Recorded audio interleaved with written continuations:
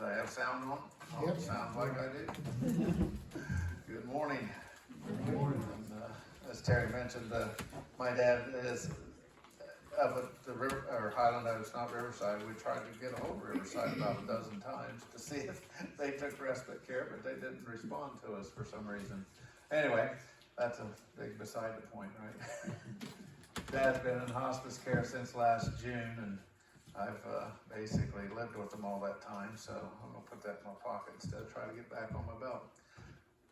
Fun things going on, when you deal with, as many of you know, sick and elderly, and the challenges that come and go with that. And so that's kind of been my responsibility for our family.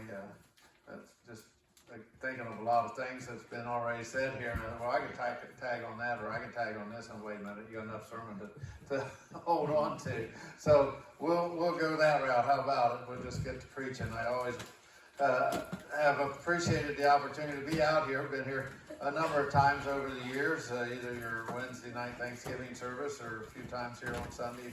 I had preached over at Neelyville, as you know, for a good number of years, and then kind of stepped back from that almost 2 years ago now.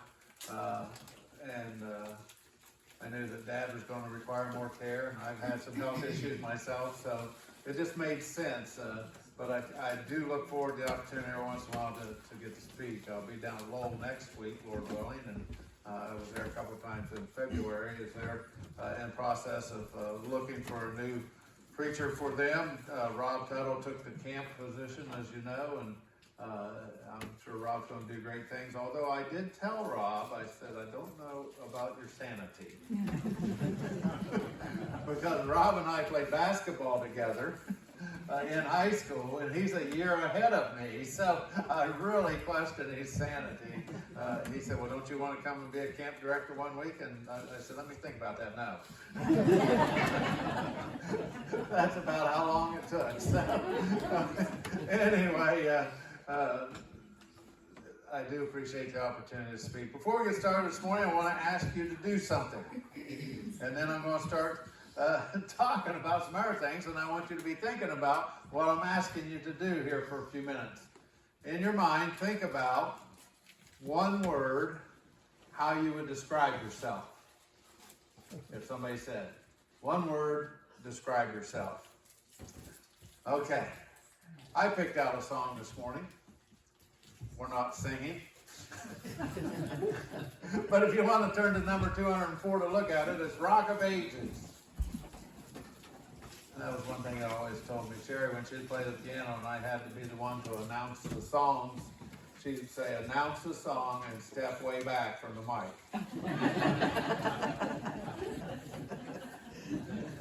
So, no, I'm not going to sing. But I do want to give you some background about this song, Rock of Ages. 1763, in a place called Burrington Combe, England. There was a young man that was a preacher, was walking from one town to the other, obviously as many of them did in those days. And you see at the bottom of the song, Toplady. Augustus M. Toplady. And that's the young man.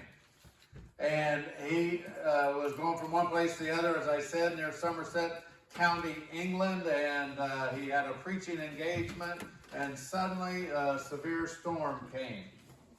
Now, we've had those, right? Kind of yesterday.